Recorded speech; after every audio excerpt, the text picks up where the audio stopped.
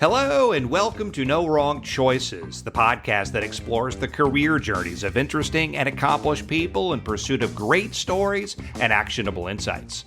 I'm Larry Samuels, and in just a moment, I'll be joined by my co-hosts Tushar Saxena and Larry Shea. But before we kick off, we have a small favor to ask.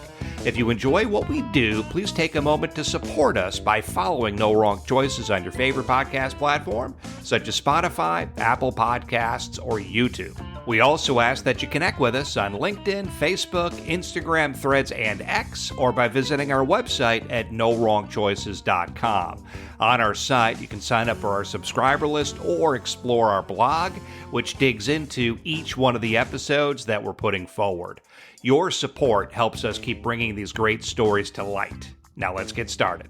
I will be setting things up, followed by Tushar Saxena doing a deeper introduction. Now joining No Wrong Choices is the journalist, TV anchor, and media strategist Courtney Kealy.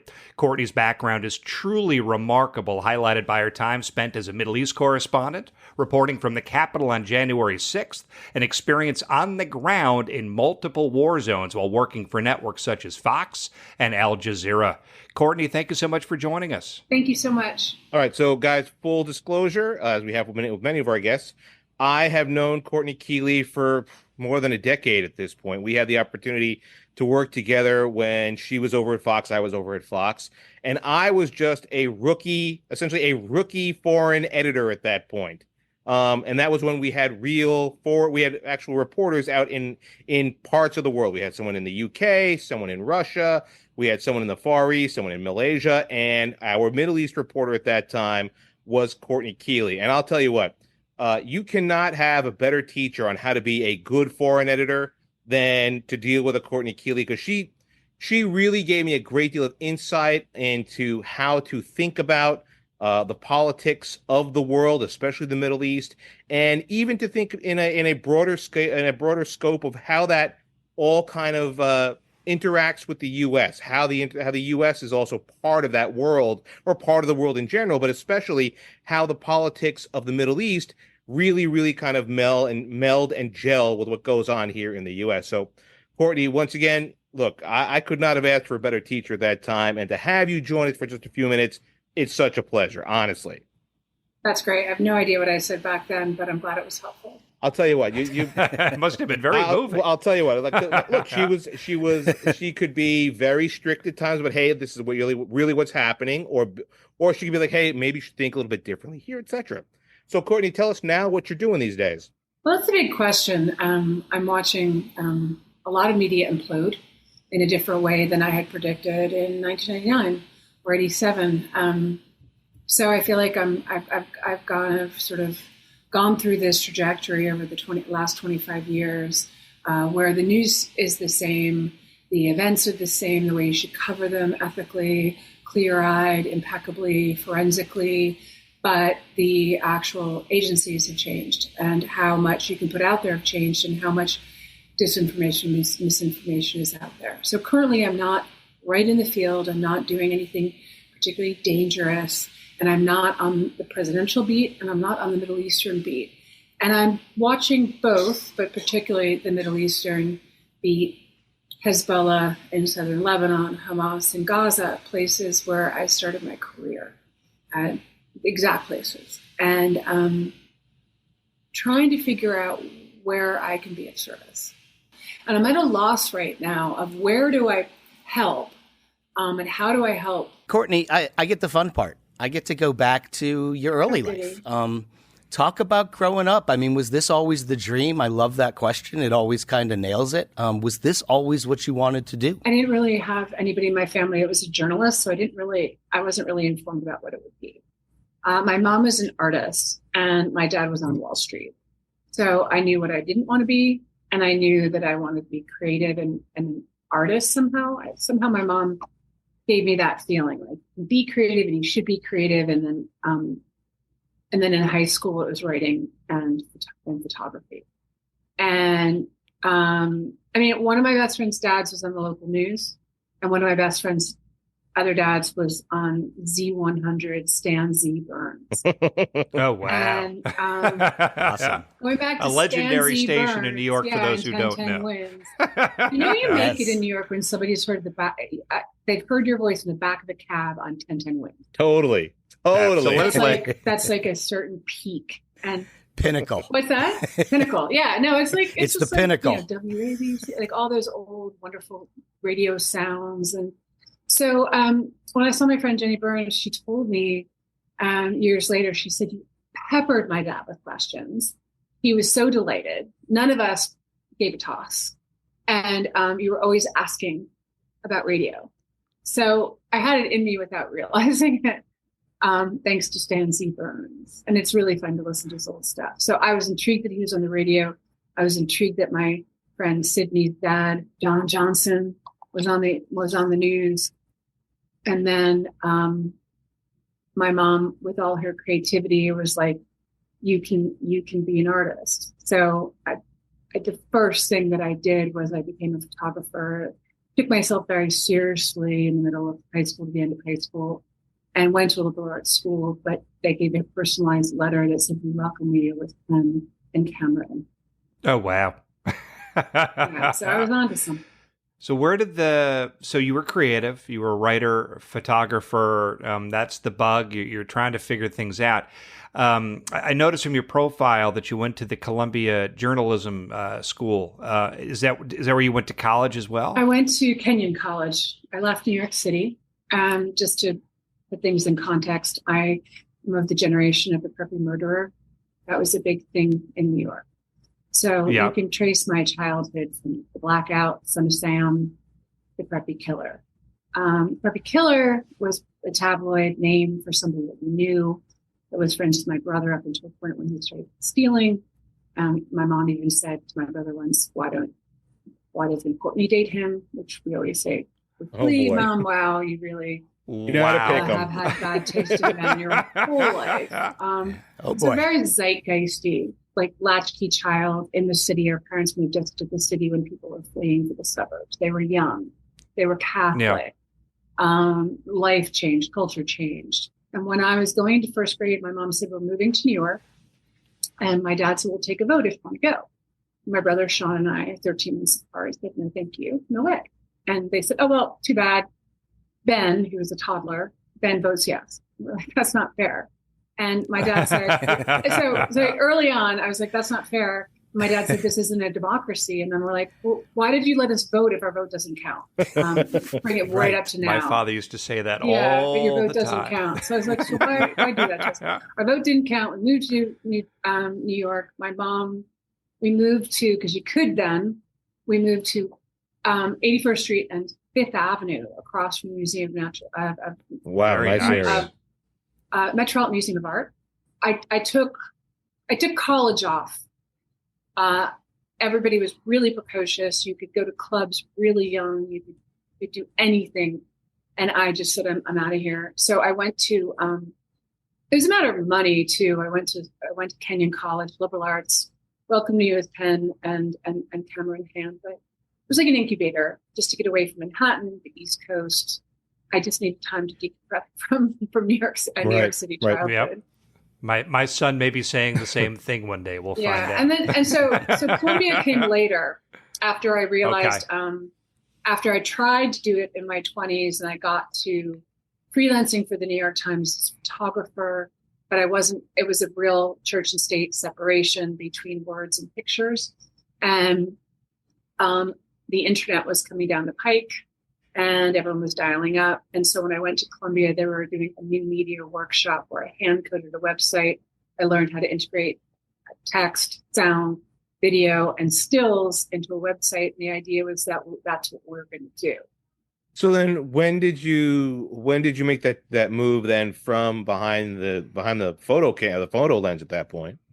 When did you say to yourself, okay, I want to move to telling the story for others and go in front of the mic and just become that storyteller that you are? Well, it took a while, and I think this is fair to let people know. I mean, there was one thing I didn't want to have a dysfunctional life, and here I was going straight towards journalism. what? Yeah. Like, it's almost like watching a car about to crash. Like, this is not going to be healthy. I'm not making healthy, no wrong choices, no healthy choices. Or,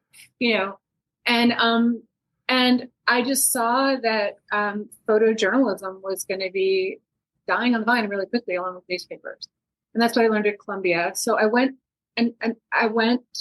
you had two choices: go straight through newspapers and try to make your way up that way, Right. or go through international and try to make your way up that way. And so find a place in the world where they need stories and it's not overpopulated by foreign correspondents with big expense accounts. And so my boyfriend said, I sent him off to a job fair for international students. He was a science teacher. He called me back. He said, I've got Cairo and Beirut offers, on offer. What do you want? Wow. And I said, Beirut. And he said, why? And I said, he just said, why? And I said, and this is the 90s. This is not post 9/11. I said, they were all kidnapped. There's no competition there. I can, okay. That's a scary thing to say. Wow. I was like, wow. I was like, everyone got kidnapped. Nobody returned. There's no competition. I could work there. Jeez. What a great opportunity. Right. So Wow. opportunity Okay. so the 10-year travel ban of Americans had been lifted, and I applied for a job to teach from the headmistress, and she hired me to teach journalism, photojournalism, journalism, and newspaper and photography to the class at American Community School, and one English lit class, which I could do from Kenyan. So I taught a prayer for Meany, King Lear, and The Great Gatsby, while learning more from the journalism students than they could learn from me, because they were telling me about the Syrian occupation. Right. They were telling me what their parents wouldn't speak of, what wasn't allowed in the newspapers. They're like great I love teenagers. And when you have and so we were talking, so I learned in a year all about Beirut and the region in 10 months while I was getting my sea legs, so to speak. In June of 1999, Netanyahu lost the election. Right. Ehud Barak was coming in, and he was coming in to take the Israeli soldiers, the IDF, out of southern Lebanon after 20 plus years. I was driving around Beirut. I was spending my time exploring the South and all the places. They had places where they would show this was a massacre site. This was a massacre site. Nobody forgets in the Middle East. And my boyfriend at the time was going on trips to Eastern Europe by train with other friends, so that didn't really work out. And I just kept going. And the night I turned in the yearbooks was the night Netanyahu bombed, which I call his FU farewell, because Hezbollah, it was tit for tat. Hezbollah would do this, and somebody would get failed. Right. Retaliation. You could go back and forth and tell the retaliation until something unusual happened, and then it would just really blow up. And this night, he decided to just bomb electrical grids, bomb bridges, several civilians, some college students killed. Everyone called that night. I was at a CNN party with the only other foreign correspondents in town, too, and locals. And I learned from them. But I still wasn't on air. It wasn't until I went and started doing more for abcnews.com that made it. I did more. I traveled to Syria. I traveled Pope John Paul's trip to the Holy Land. I traveled to Hafiz al-Assad's funeral, and at Hafiz al-Assad's funeral, I got a call from some folks in London at ABC News at the time, and they said, "Would you like to go on air? We like your writing." That always gets me. Tell me you like my writing. So were you writing at that point? You were. I was writing for abcnews.com, and I was giving my photos because there wasn't enough bandwidth to do video. So I would go out and report. My reporting would get folded into the New York Times with foreign correspondents when I was in location, and I was giving the information, the SOTs, not the SOTs, the interviews, color, all of that would get, because nobody was in Beirut. It would get folded into foreign correspondents who was ever in town, or who was ever in Cairo and Jerusalem leading this story. There was only one byline. It was the foreign correspondent bylines. Nobody else. And Court, before you continue, for those who don't know, Courtney's using a little bit of insider media lingo. SOTs are essentially sound bites for folks. So if you But don't that's know for television. yeah, it's a I television didn't mean thing. to say that for It's a print, television but I would go out and do the interviews. I would take the photographs. I would gather up a lot of information. It used to be called, you would go out and like a junior reporter, and you would just do what they called legwork. You'd leg it, and you go around and you get all this information, and then the pro would fold it in. And so I would give it to the pros and they'd fold it in. So I learned how to report from the best of them in the field, because I could tell what they took and what they didn't take. Sure. My photograph, I figured out what my photographs was going in and out. So I had a photo agency. I had foreign correspondents I was close with, and I was also doing things for abcnews.com, and they were kind of articles on the web. So when ABC News called me and said in London, "Hey, why don't you do a tape of us on TV?" I was like, "Oh, I love that idea." And secretly, I've always wanted to do that. I just never admitted to myself because I thought I was too much of a young feminist to get in front of the camera until they asked me. So I want to ask a question just to kind of bring things together in my own mind right now, because I feel like we're running. Yeah. And so you go to Beirut with your boyfriend who applies for a job. You head overseas and you're teaching at a school over there to get grounded within the community. Yeah. And you're learning your way around. You're learning the language. You're getting a better feeling for the history and everything else. And ultimately, are you thinking about becoming a reporter the entire time? Because you talked about, okay, so you saw that as an opportunity. So that was your goal. That was your objective when you went. I'm going to be a foreign correspondent. At this point, it's crystallized. I've been building up to it throughout my 20s. I've got my master's so I can teach as a backup or if I want to be in academics, but I love the field. I love being in the field.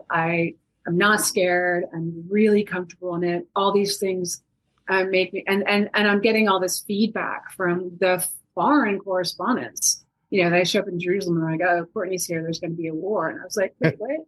Like, I went to meet and go. You're the war lady. Not a good reputation. My friends were the Wait What girls. Like, I show up and I'm like, "Wait, what?"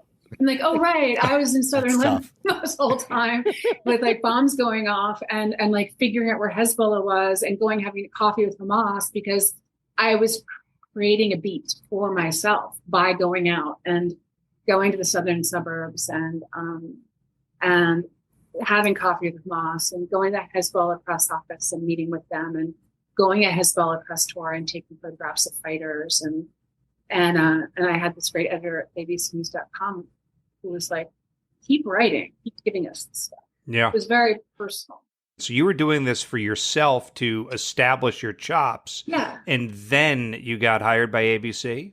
Well, yeah. I mean, I was always figuring out the next step. I mean, this was, everyone acts like this is this cataclysmic time where everything is changing. We've been changing the whole time. Right. The first time I photographed for the New York Times, it was in black and white film. And I'm not 155 years old. I mean, right? So how did I go from black and white film to a film bag that says the New York Times that you write on? That used to be shipped back in Times to then using 1 hour photos by the time I was in, to get the negatives to feed it into a Nikon scanner, to then having the ethics conversations about what it means when you have a digital camera, from my boutique photo agency to being swallowed up to some behemoth called Getty, all in 5 years. Wow. So it was like lily pad to lily pad, and like the story is always everything. And my personal life, like, how did an American woman who's almost 6 feet tall, who does not blend, end up walking through the streets of Beirut, hopping on planes to Cairo, hopping on the Palestinian Airlines from Amman to Gaza, meeting Peter Jennings, meeting my heroes. I've already met my photography heroes, and I'm meeting my broadcast heroes. And maybe it was a little the je ne sais quoi of New York, which is I don't give a fuck. Right. Right. And I never have. Yep. You'd be surprised how many people we speak to where that's the attitude, the I don't give a fuck attitude. I just didn't. I was like, bring it. Like that's just become, my life. And so, sure, I guess maybe proximity of like having these incredible this incredible childhood that was this literally the stuff of movies and imaginations and like a feedback loop. To then, of course, if I'm already having these adventures in my childhood, why not continue to go? Who was that journalist that you looked up to outside of when you were a child? And obviously you had your friends and their fathers, and they were your first probably influences to see what this life was about. Who were your journalistic influences, whether they be men or women? Who was it that you looked up to as those people who were in the field? All my heroes were photojournalists. Magnum, documentary, black and white, reportage, going out, covering the world, covering in-depth documentary style, total immersive photojournalism. And that's where I was taking all my workshops and putting all my work into my 20s. And then, up until now, when we have an iPhone, like I saw very quickly after 9/11, all they wanted was for me to go out and get pictures of suicide bombers. And I did because I had access. I did some exclusives. I went to a Hamas anniversary. My photographs just started becoming this one-dimensional pictures of people dressed up as fake or, fake suicide bombers saying right. That's what they were going to do. And Getty wanted me to shoot like a wire service, and my stuff got one-dimensional. And my life in the Arab world wasn't one-dimensional. And so I was burnt out. I moved to Jerusalem to pick up the radio string and do some television because I said, do you want to be on TV? You could be a photographer and live in Jerusalem. I was really happy to be away from the pack, be away from the whole circus in Beirut. But I reluctantly went, I went to Jerusalem and I said, like, can I do radio and television? And I did. And so I was freelance for them and I learned the craft by being on ABC News for 2 more years. And I slowly stopped taking photographs and I moved and really committed having my own reel to show people to look for the next job. And the next job was Baghdad, and it was on television. Right. Oh, wow. All right. So I guess then the next portion of that question is, now you talked a moment ago about how, you essentially were, you're a tall woman who doesn't blend in that part, who doesn't look like a person who's going to blend in that part of the world, but you made yourself, you ingratiated yourself to the community around you, whether that be, high ranking politicians to just the locals to even some of the more militant groups that would be in the area. How did you do that?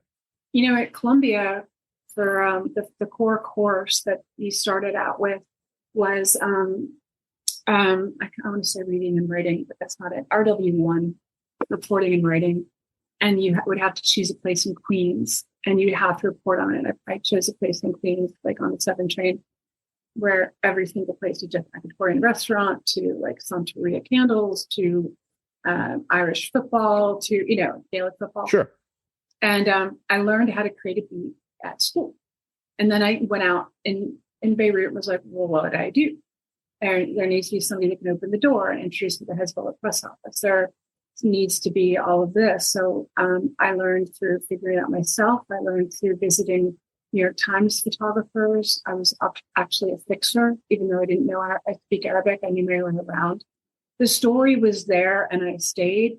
And that Netanyahu bombing, people started saying, "You're in the right place. Don't leave." Right. So I stopped teaching. I immediately went full on from Egypt Air in Cairo when they took that Egypt Air plane down. That was the next big story after the Netanyahu bombing. I went on assignment through Syria for the travel section of the New York Times. I did stories on all the beaches. I did Hezbollah stories. I did Hezbollah's press tour. I went and met Hamas, after starting to cover it. And so I would get assignments to go places. I would go on spec. I would do, everything was about getting the experience. And then all of a sudden my experience was very, very valuable for several years to everybody that was on that story as well. So I'm hearing a lot of inquisitive. I mean, this is obviously what's driving you, is you want to find answers. I'm not hearing a lot of fear. Like, I would just be like, Beirut, Hamas. I mean, you're talking about Disneyland, for God's sake. Most people, run away from. Right. Like you're running towards the fire. Have you always run towards the fire?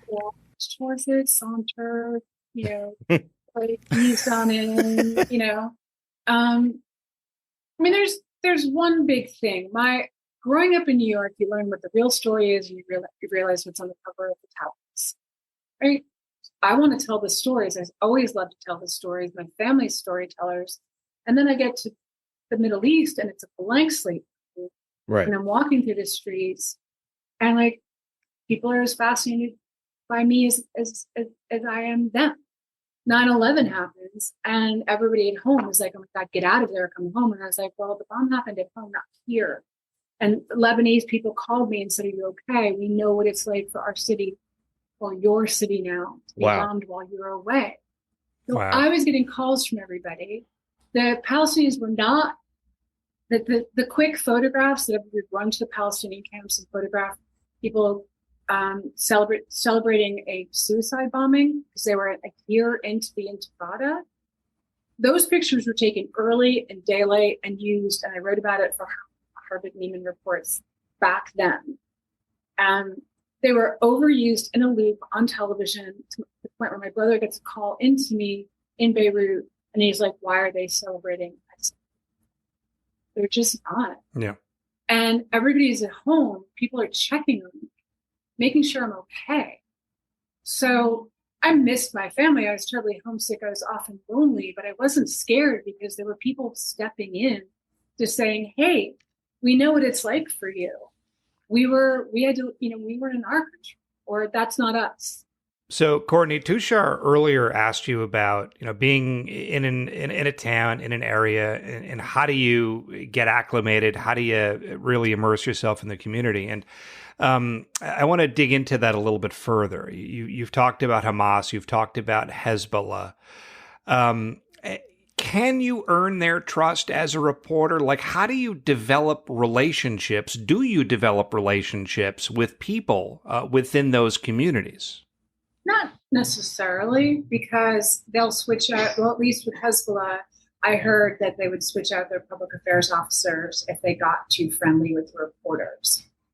There's a certain level of propaganda they're giving to you to manipulate you that you have to be on your toes about at all times. Are you nervous? Are you concerned when you're engaging with these people? Like, what's on your mind when you're having these conversations, if anything? Well, earlier I was worried. I was like more awkward.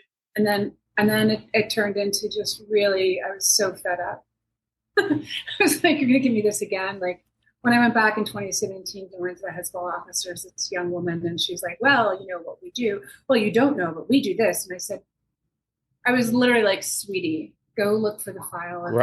Dust it off, open it, find me and ask me a question about Ahmadinejad in Baghdad. Like, come on now." I'm like, can we just acknowledge the fact that I know what you're selling and I'm not buying?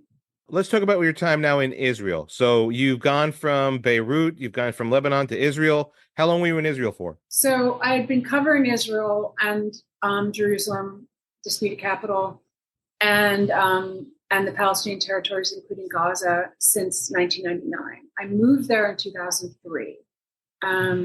That was when the targeted assassinations of Hamas were happening. That era was, they took out Sheikh Yassin. They took out his successor. Sheikh Yassin was he was brought back in a prisoner swap. He was a spiritual leader of Hamas. He was in a wheelchair. Right. Helicopter gunship took him out with a missile when he was coming out of prayers in his wheelchair. Gruesome, always gruesome. So I rode Arafat's horses. This was when this was coming. I covered Arafat's funeral, and I didn't cover Iraq. So I'd gone with all the circus. I'd gone to Amman, waiting to go into Iraq for the fall of Iraq. That was the next big story. Could I get myself through Syria into northern Iraq? I was talking to clients. Could I get myself in? Finally, I was sitting in Amman, cooling my heels like everybody else, and their mother, like everybody was sitting there. And I don't like crowds like that. I was offered a photography assignment to cover the bird migration up through the DMV. from which is like one of the militarized birds that migrate. Anyway, so I took that assignment in film with Outside Magazine and figured the war will wait if it's big enough. I was really disgusted by the jingoistic idea that we're invading a country with flags on our chest. And so, and I also cried the night of the invasion because I knew from studying Lebanon and Beirut how complicated these places are with all of these different religions. Now we probably, and it's still almost like as the kid, do we really know what we're doing? Am I the kid in the room? Like, New York, or growing up, and I was like, this is I'm already in tears. This is horrific what we're doing. I'm not in any way putting an American flag on. In fact, I'm taking a break and I'm photographing cranes for Outside Magazine. And then I went back, and then I decided the opening was in Jerusalem. Some people got picked up by network. So there was a wide opening in radio. The radio string in Jerusalem in the ABC Bureau was open again. It had been open in 2000. I didn't try for it. I took it this time. I was there for 2 years. I learned radio and television. I did things like the soccer team that became suicide bombers in the West Bank.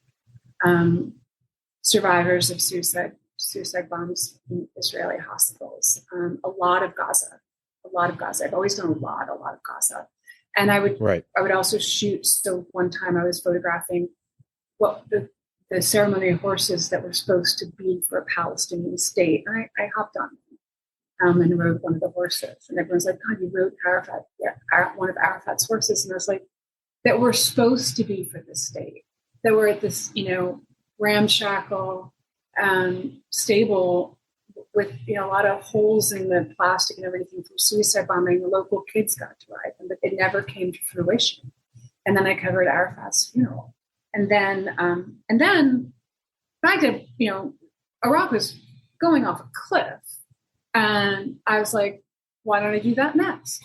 So in Israel, when you're there in Jerusalem, what was that life like? Well, I mean, covering Israel during that time period with Arafat still in power at that point. How much different was it from when you were in Beirut, from when you were cooling your heels in Jordan? What was that? I mean, obviously there's still that certain amount of, for lack of a better term, that craziness that kind of lives in that region. But how different was it from the other parts of the Middle East that you'd been in? Well, when I was in Beirut and other places, I was much more of quite the minority. People didn't leave the American embassy. It was off. It was way off out of town, and had been attacked many times. So an American rocking around at a moped and going clubbing, and then going to southern Lebanon, where it's a war at my doorstep, was quite something. But my friends were Lebanese, and they were Lebanese expats who were coming back that maybe had lived there, and then their parents moved back because this was a big time of Rafiq Hariri was the prime minister. He was rebuilding things. I covered his election. He called me his lucky charm. I sat in the back of his car. He eventually got blown up a couple of years later on Valentine's Day. And I was no longer in the backseat of his car. Yeah, pardon me for laughing, Cor, but it seems like everyone you seem to know who's a high-ranking person in the Middle East, at one point or another, in interactions with you, gets blown up. To get close to power is often to get close to assassinations in the Middle East, right? True. Proximity of power is like proximity of danger. Once I got stuck in this is a really quick aside, but it's a very good story. I was doing the legwork for a very well-known foreign correspondent. And my trusty driver and I, Hussein, was like my driver, my guru, my fixer. Like he and I just were like this crack team. We always worked together. So we went out into the Bekaa Valley. If you think of Lebanon, it's like sea, mountains, valley. Into the Bekaa Valley, where a lot of training went on in the 80s, and a lot of Iranian guards and Revolutionary Guards and all that stuff. And so there's a town called Nabi Sheep where one of the Secretary Generals of Hezbollah, Moussawi, had gone to give a speech on their anniversary of the founding of Hezbollah. He was in a car with his wife and daughter. An Israeli helicopter came out, dropped a bomb on him, and then they took the car, and it's encased in glass as a shrine. And this was when Ehud Barak was in, Netanyahu had already done this bombing, and the idea was that and Hezbollah were just killing Israeli soldiers to continue to push them out, to continue to Ehud Barak and to take to withdraw, to continue to make the Israeli moms keep saying this is our Vietnam, we're going out.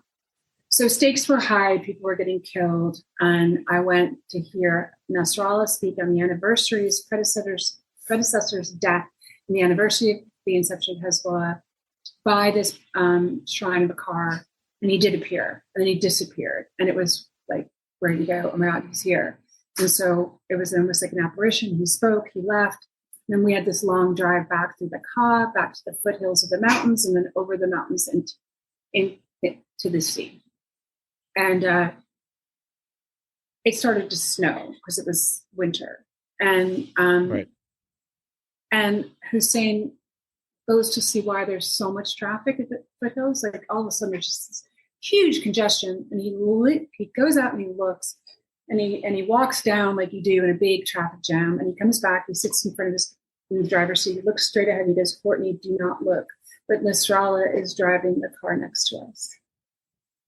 And I'm like, No way. "Oh my God." Wow. Like, "Oh my God." And then I'm like, "Oh my God, get him away from me."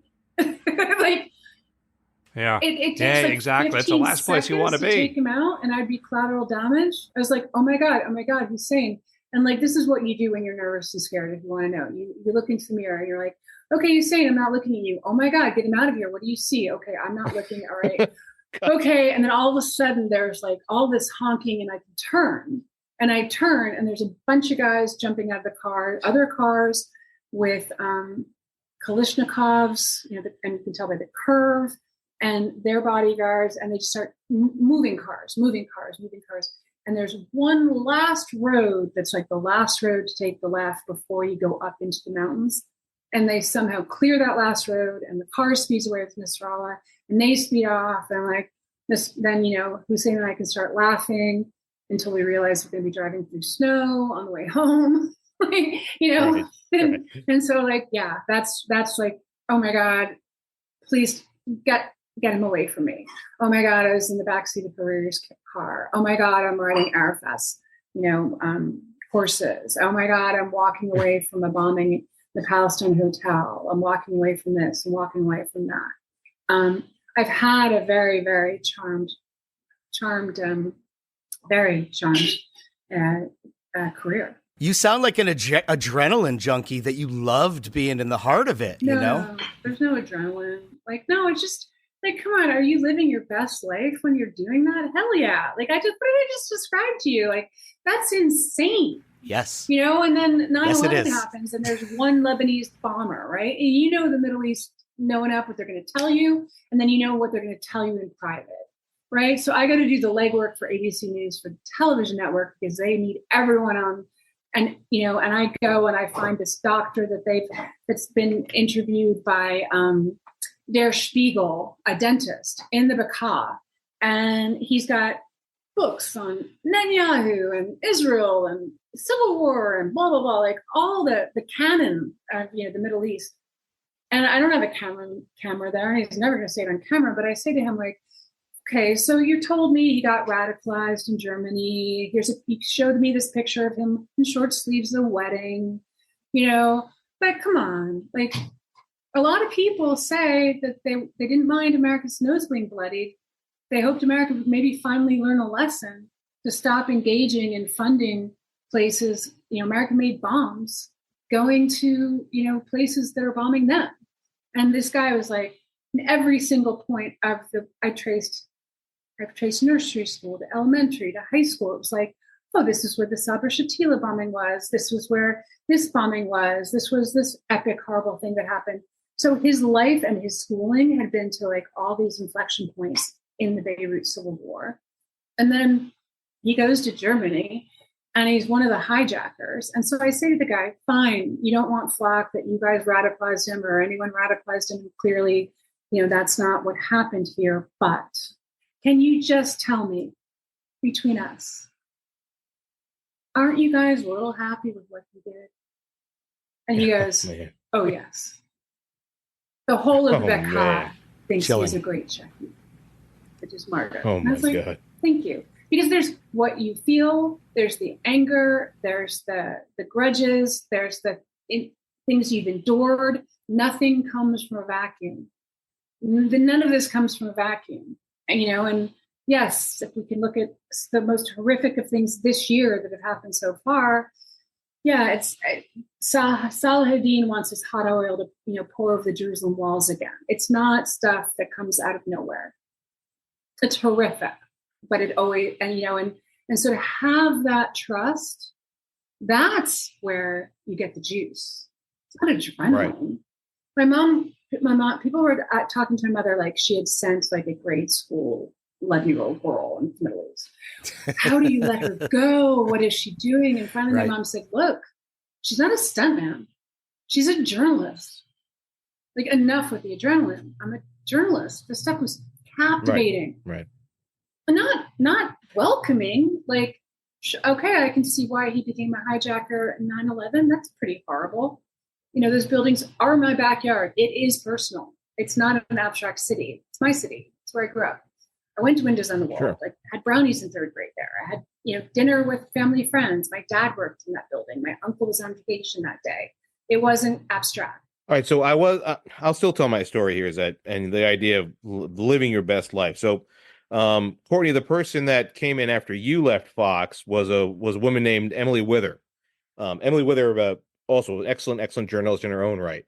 She was assigned to the same beat that Emily had when she was in Jerusalem and Israel, and she spent a lot of time in Gaza as well. So I'll tell this one story: is that this one weekend I was working there, and she was in, I want to say, the West Bank, I think it was, and this was a time of another dust up between militants and the IDF, the Israeli Defense Force. And she's in this one area giving me a report, and as she's giving me this report, you hear a rocket overhead. You hear it. And then, a couple seconds later, it blows up. She's looking up at this rocket. She's like, oh my God, I think there's a rocket. I think a rocket just went over. And then she hears it blow up. And she's like, holy shit, that just blew up. And then right after that, I was like, no, I'm actually yelling down the line to her, Emily, are you okay? She's like, yes, I'm fine. I really love my job. That is the kind of journalist and I understand why Larry Shea says, are you adrenaline junkie? No, it's not that. It's right that notion of telling the story as it happens in such a raw form. And it is kind of Court, I have to ask, and I'm not going to say you're an adrenaline junkie. I think it's so wrong to say that, but is there a part of you that enjoys that being on that edge of danger just a little bit? The competition, the being first, right. The calling it right, being there, experiencing history. Tahrir Square, I called it. I had to call it to our boss at Fox Radio, and I said, I need to be there. And I show up, and all these other news organizations are showing up. I was pretty independent. I had a great relationship with my managers, and it was like when I interviewed for the job, they were like, you'll have the Middle East, Afghanistan, Pakistan, Iran, and all of Africa. And I was like, sign me up. And he had trained me at ABC News Radio in 2003. He taught me how to go live. And then all of a sudden I'm working for them. So there was a built-in trust and a relationship that had preceded the job. And also at this point, I'm like, it's going down. But you get the night before, the story happens, you get there and you're all looking at each other. And we were all in the local bar at the Nile Hilton having a beer, waiting to see what was going to happen the next day. And all of our phones went out and we didn't really clock it. Like everyone's self-service stopped. Like, all right, well, I'll see you tomorrow. Weird. Our comms went out. And the next day, it started happening. Like they, the Egyptian police and military split up, there were different wings and sort of almost different bosses even to Mubarak. It all went by that night. I was standing middle of an open area, staring into tear gas, which is like staring into like a movie-made cloud machine. You cannot see through it. But you could hear. And I was hearing the grinding of gears of the tank. And I knew there was nowhere to flatten myself up to. And I didn't know where it was coming. And it burst through the tear gas with people on top of it going like this with flags. And it was the first tank into Top-Gear Square that had breached in. And so first you're crying with relief because you're not getting run over. That's adrenaline. The relief of, holy shit, I just didn't die. Like, oh my God, I lived to see another day. And I'm covering the most epic story of my lifetime. And, and then somebody walks up to me and says, and I just have my notebook because our comms are off. And the only way to tell the story is down my one landline. I somehow have the one landline in the whole hotel that hasn't been canceled yet. And so I go out and I record on my phone. And these are not even, and we're not that good at it yet. And this guy just puts his finger onto my notebook and he goes, "Tonight you will write history." That's why I do it. That concludes part 1 of our incredible conversation with Courtney Kealy. We'll continue with part 2 next week. On behalf of Tushar Saxena, Larry Shea, and me, Larry Samuels, thank you again for joining this episode of No Wrong Choices. If after listening you've thought of someone who could be a great guest, please let us know by sending us a note via the contact page of our website at nowrongchoices.com. While there, please be sure to check out our blog and explore other great episodes while signing up to become a member of our community. You can also follow us on LinkedIn, Facebook, Instagram, YouTube, Threads, and X. TikTok is up and content has begun rolling out. We'll be back with another episode next week. Before then, always remember, there are no wrong choices on the road to success, only opportunities, because we learn from every experience.